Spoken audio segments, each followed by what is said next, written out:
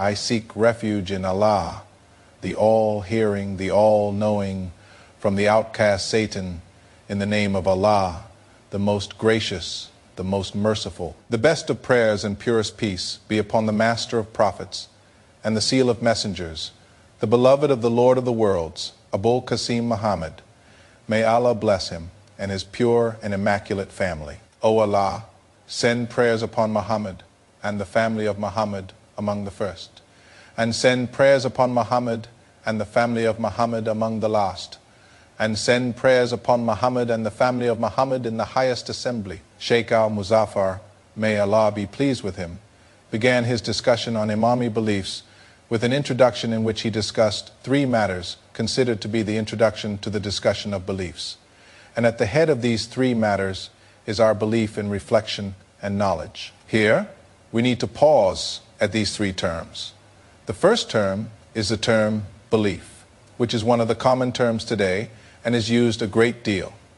Indeed, we have come to talk about a science called the science of belief, or the science of beliefs. And this word, despite its fame, did not appear in religious texts, whether in the verses of the Quran or in the sayings of the Chosen One. May Allah bless him and his family.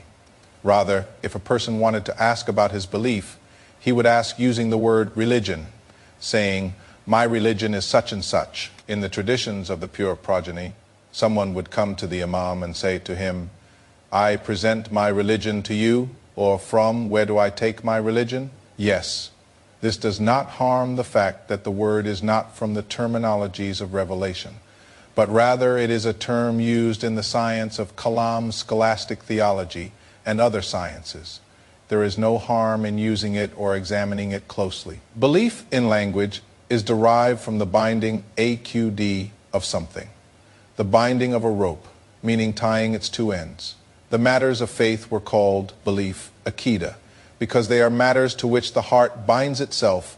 They are matters of the heart that a person believes in. These matters were called belief because the act of belief is similar to the matter of tying a rope and binding a rope. Then are beliefs in the sense that they are matters of the heart to which a person binds his heart. So he believes in them and submits to them. Therefore, we express them as beliefs. Otherwise, like the expression of jurisprudence. Fiqh today, when we mean practical matters, not matters of faith, while jurisprudence is a broader word than legal rulings. The Holy Quran expressed it with this expression, that they may gain deeper understanding in religion. And deeper understanding in religion includes practical rulings and includes matters of faith beliefs. If you remember, the book attributed to Abu Hanifa is entitled Al-Fiqh Al-Akbar, the Greater Jurisprudence, as opposed to Al-Fiqh Al-Asgar, the Lesser Jurisprudence, which are the practical rulings. In any case, it was also understanding in religion, including beliefs. Today, understanding in religion is specific to what practical rulings. Belief is a term they agreed upon and became familiar with, meaning matters of faith, matters that a person believes in. It will come to us that beliefs are of sections. We have the fundamentals of beliefs, faith, and we have the branches or details of beliefs. When we talk about beliefs, they do not exist. They are not all on the same level. Beliefs vary. The fundamentals of beliefs are the matters by which Islam and faith are realized, meaning the matters that must be believed in initially, such that if a person denies them or is ignorant of them, he leaves the fold of faith. Indeed, he leaves the fold of Islam. Like believing in the existence of Allah, whether a person was a denier of existence or ignorant of the existence of Allah, this person is said to be a disbeliever outside of Islam. And we have other doctrinal matters which are the details of beliefs. They are branches of the fundamentals of beliefs. We are not talking about the branches of religion, which are jurisprudential matters. We are not talking about the branches of beliefs, the details of beliefs. For example, after believing in Allah, what are His attributes? What is the reality of His attributes? These are the details of beliefs. They are not fundamentals. Ignorance of these details may not be harmful, if we assume a person does not know the details of the attributes of Allah, glory be to His Majesty, this does not harm him. Yes, denial harms him if he denies them after knowing them or after evidence was established for them.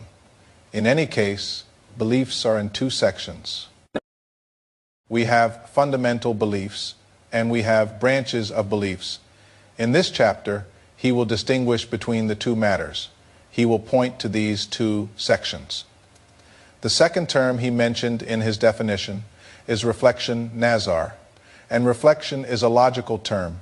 It is said reflection and theoretical matter. Reflection is what is synonymous with thought, meaning conducting a mental operation to arrive at the unknown. Thinking is this: I have data, I set out from this data, I perform a mental operation through which this data forms new knowledge for me, and reflection is this operation. A theoretical matter is a matter whose knowledge depends on this operation, and what opposes it, the necessary daruri or intuitive badihi. The intuitive matter that does not need reflection, does not need thought. The theoretical matter, knowledge of it needs a thinking operation to arrive at it. This is the second term, and the third term is knowledge, marifa, and they have a detailed discussion on the relationship between science, fey knowledge, ilm, and knowledge. Marifa, are science and knowledge synonymous, or are there differences between them? There are many opinions on this issue, and whoever wants to expand upon it can look into them. Yes, from the famous, well-known opinions on this issue, and it might be among the supported opinions, is that science is more specific than knowledge, in the sense that knowledge is broader, or yes, knowledge is the general encompassing of a thing, whereas science is the detailed encompassing of a thing. So it is said he has science of a thing, meaning he knows its precise details. Hence, the scholar alim is called a scholar, because he knows a thing in its universals and particulars.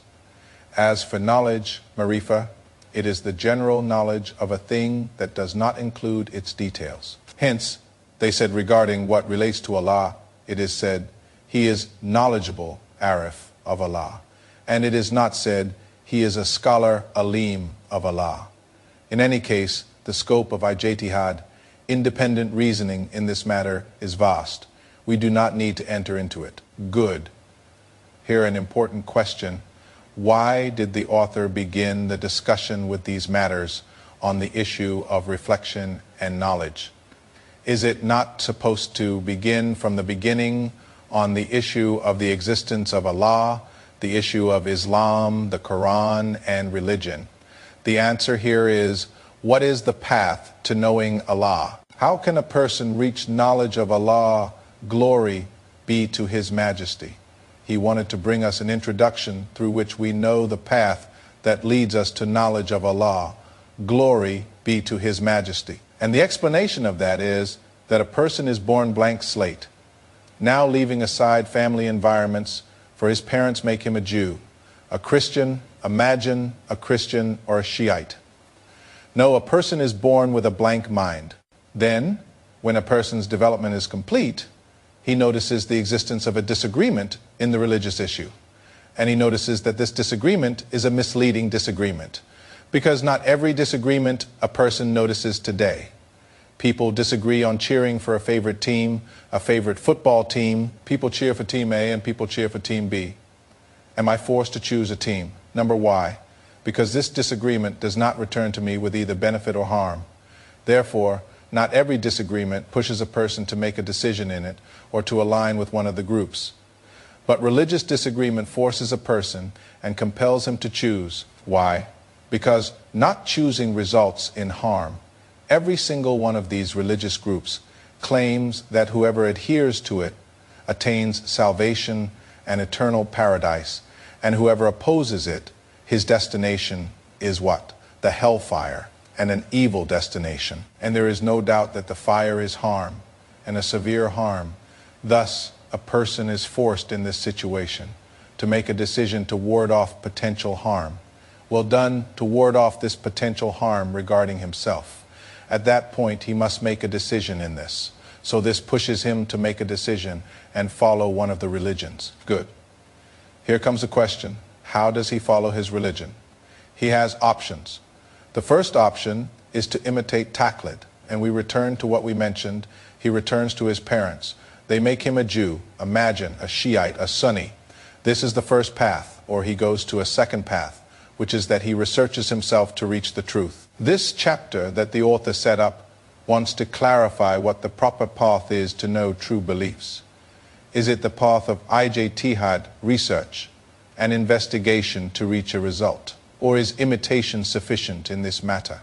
This is what he wants. He says, we believe that since Allah, the Exalted, granted us the power of thinking, man is man by his rational mind. He is rational because he thinks and bestowed upon us the mind. He gave us the power of thinking and gave us the tool of thinking, which is the mind, and commanded us to reflect upon his creation, look with contemplation at the effects of his craftsmanship, and ponder his wisdom and the precision of his arrangement in his signs in the horizons and within themselves. Allah has signs in the horizons and signs within themselves. We will show them our signs in the horizons and within themselves until it becomes clear to them that it is the truth. On one hand, he commanded us to reflect, contemplate, and research. And he condemned those who imitate their fathers, just as he condemned, on the other hand, by his saying, indeed, we found our fathers upon a religion, and we are in their footsteps following, even though their fathers understood nothing. Just as he condemned whoever follows conjectures and guessing in the unseen, saying, they follow nothing but conjecture. Of course, here is an important issue. Why did he couple the issue of conjecture with the imitation of fathers? It is clear because the imitation of fathers yields nothing but conjecture. Imitation does not generate certainty. Here is an important issue. Imitation does not generate certainty in a person. Rather, it is conjecture. Good. And in reality, what we believe is that our minds are what forced us to reflect upon creation and know the creator of the universe, just as they forced us to reflect upon the claim of one who claims prophethood and upon his miracle. And it is not correct at that point to imitate others, in that no matter what status that other person holds, two important matters are raised here that must be paused at. The first matter is, what is the evidence that minds are what forced us to reflect? And what is the evidence that minds reject imitation? Meaning, what is the rational impediment to imitation that prevents imitation and forces me to proceed to the other path, which is what IJT had, which is reflection and contemplation in beliefs. And the second matter, you told us that Allah condemned imitation and condemned whoever follows conjecture and commanded us to reflect and know. So how do you now say that we believe our minds forced us to do that? A person might say there is a contradiction in speech. No, he comes. Either imitation is something the mind rejects. Imitation is, of course, imitation in language is not the meaning we use. We say he imitated so, and so, meaning he emulated him in what he does. He imitated his walk, meaning he walked like him. This is not the meaning of imitation. Imitation, as pointed out from the necklace, kilada, is placing a necklace around one's neck, giving him an order or a medal, dressing him. Imitation in the sense of placing the consequences of a ruling on the neck of another. So when I imitate, I have placed the consequences of this thing I chose on the neck of the one I imitated. So I imitated you in the consequences of this work that I chose by imitating you. It returns to you, not to me. Good. Now, imitation, we need the rational problem in it. Good. Now, I have many religions and sects. The first option, a person leaves all of them. And this returns us to the principle, which is the obligation to ward off potential harm. If he leaves all of them, he will certainly be harmed. The harm becomes certain, not potential, because the truth must be with one of them. The second option, to believe in all of them at the same time.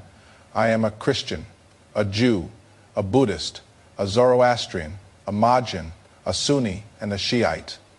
This is also impossible. Why? Because it requires rationally combining contradictories, opposites, and others. I am a Christian. The Messiah is Allah. I am a Muslim. The Messiah is the servant of Allah. I am a Christian. The Messiah is supposed to be a prophet. I am a Jew. The Messiah is such and such as they say. So combining them is impossible. Thus, believing in all of them is incorrect. Believing in some meaning, choosing one. This choice is either without a preferer muraji, meaning I wake up and say, I am a Christian. Why are you a Christian? I don't know. Rational people do not resort to this because it is preferring without a preferer, and a preferer, glory be to Allah. So this is an irrational matter. Do not say, my preferer is another, meaning I chose Christianity, for example, because my father is a Christian. Good. We transfer the discussion to the father. Why did he choose Christianity? His father, infinite regress. So either the first person chose Christianity without any reason. So we return to preferring without a preferer, which is something rational people do not resort to. Or he preferred Christianity with a preferer. And I accepted his Christianity for this preferer. This preferer is the evidence. So we return to the process of reflection. So in reality, I did not imitate him for his own sake, but rather for a preferer that he preferred.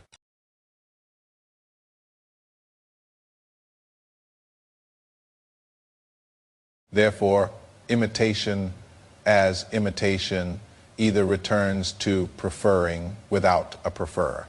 And rational people do not resort to this, or it returns to preferring with a preferer. So it exits being imitation and becomes reflection. So I adopted this religion for this preferer. And the discussion between you and me becomes about this preferer. Is this suitable for preference or not? Therefore, the mind prevents imitation because it is either preferring without a preferer or because it combines contradictories. Otherwise, why do I imitate so? And so, why did you imitate your father? Because you imitate your uncle. Your uncle is a Christian and your father is a Jew. What is the preferer in the father? You say, I imitate him because he is my father. Well, this is a preferer, but this is not a religious preferer. The fact that this person is a father does not make his creed correct. So this is an invalid preferer. Why don't you imitate your uncle? Why don't you imitate your neighbor? In the end, imitation will return you to preferring without a preferer and return you to the fact that the matter is nothing more than conjecture, indeed an illusion. So the mind judges that imitation is not an appropriate path to choosing the truth. Good, this speech will be mentioned implicitly by the author. The verses that I mentioned, what is their relationship to this matter? And how do you infer against the non-Muslim?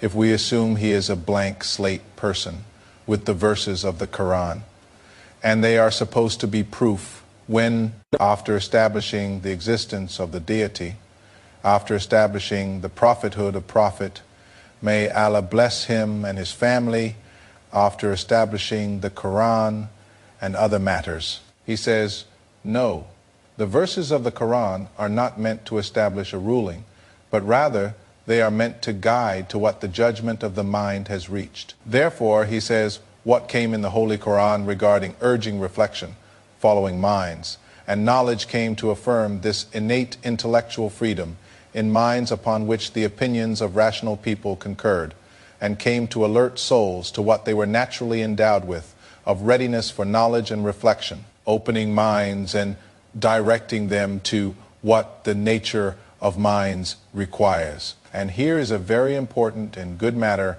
in the position of dealing with religious texts as a whole, whether they are Quranic texts or non-Quranic texts, which is that the verses of the Quran and the text of the Prophet are not always meant to establish a ruling. A large part of the verses are meant to guide to the judgment of the mind, or meant to endorse the judgment of the mind, or meant to alert to an intellectual judgment, because the Quran originally came to address those endowed with minds, and the addresses of the prophets are mostly like that. Therefore, it came in the description of the prophets on the tongue of the commander of the faithful, peace be upon him, Imam Ali, peace be upon him, to stir up the buried treasures of minds.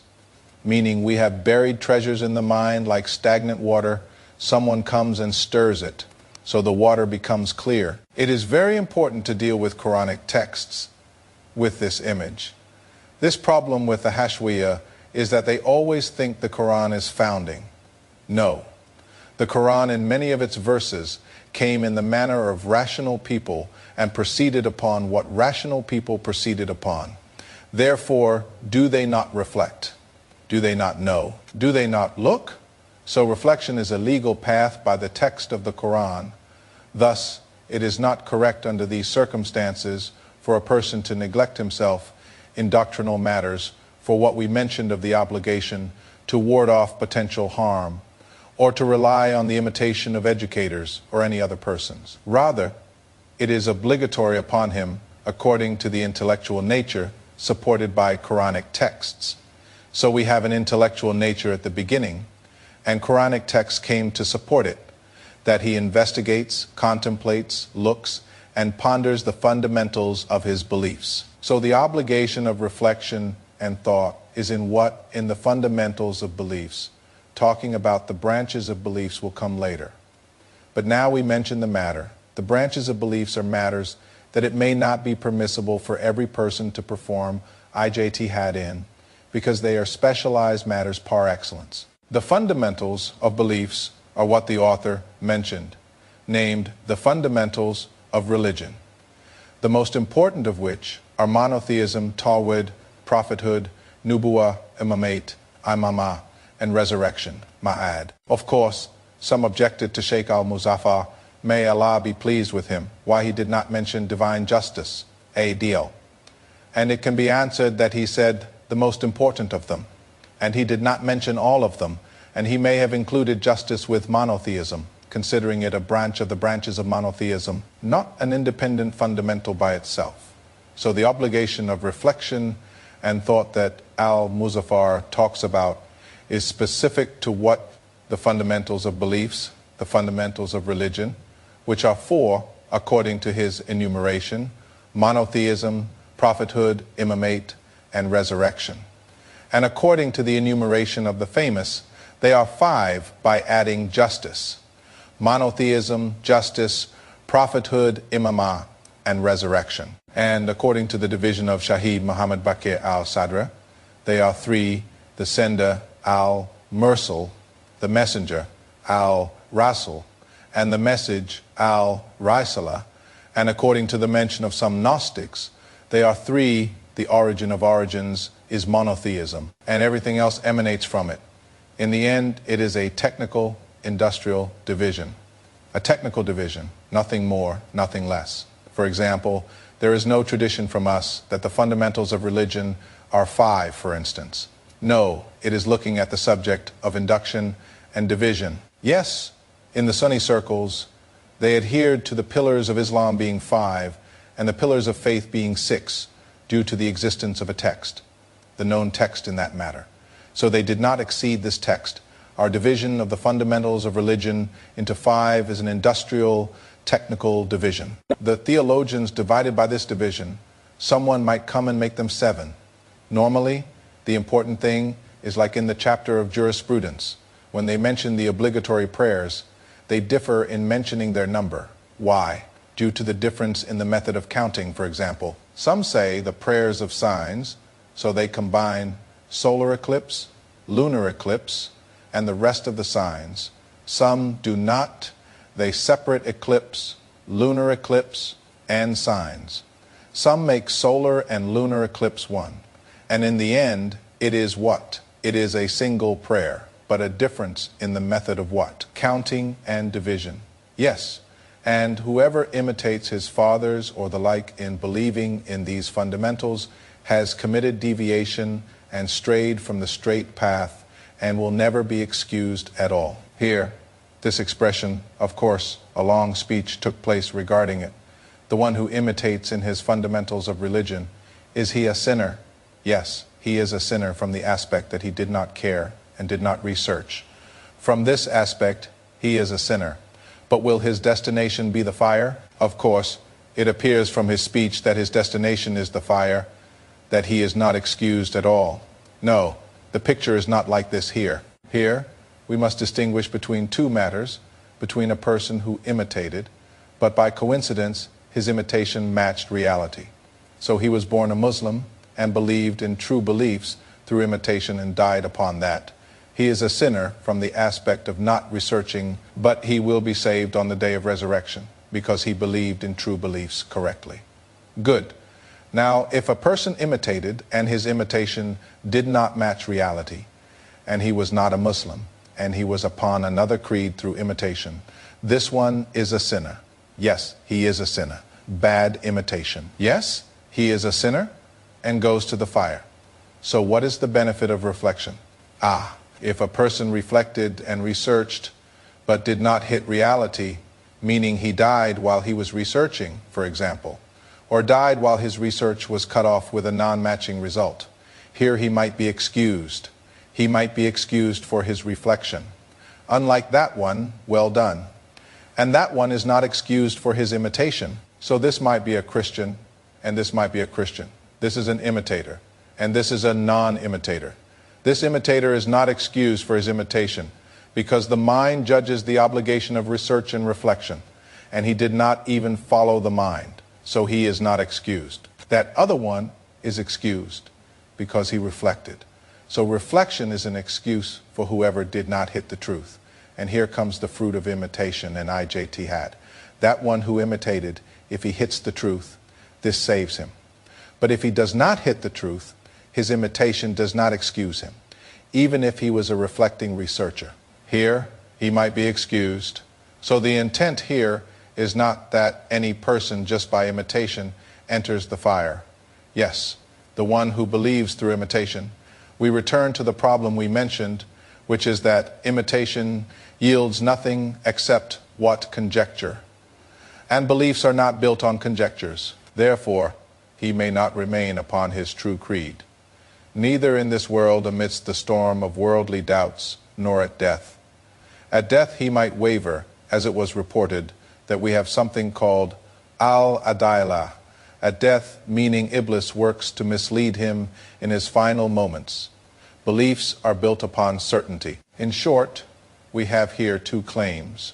The first is the obligation of reflection and knowledge in the fundamentals of beliefs, and it is not permissible to imitate others in them. And we repeat and reiterate. The talk here is about the fundamentals of beliefs. The details of beliefs will come in the next lesson. The second is that this obligation, the obligation of reflection, is a rational obligation before it is a religious obligation, meaning its knowledge is not derived from religious texts. It was not derived from the Quran, such that it is a subsequent obligation, meaning after Islam, even though it is correct that it is affirmed by them after the indication of the mind. So the basis in it is the indication of the mind. And the meaning of the rational obligation is nothing but the mind's realization of the necessity of knowledge and the necessity of thought and ijtihad in the fundamentals of beliefs. So the path to knowing and realizing true beliefs is what reflection, thought, reasoning, and ijtihad to know them. The second topic, which is closer to being an aside to this research, our belief regarding imitation in the branches, meaning the branches of religion, which are jurisprudential matters. You might ask, what is its relationship to the Imami beliefs? He said here, the doubt is not generated. So when we said that doctrinal matters are subject to ijtihad, a person might think that after that, it is obligatory upon him to ijtihad in everything. He said here, as we explained the ruling of imitation in the fundamentals of religion, I will explain the ruling of imitation in the branches. And this is what he spoke about in the second topic. And talking about it comes next. And may Allah send prayers upon Muhammad and the family of Muhammad. O Allah, send prayers.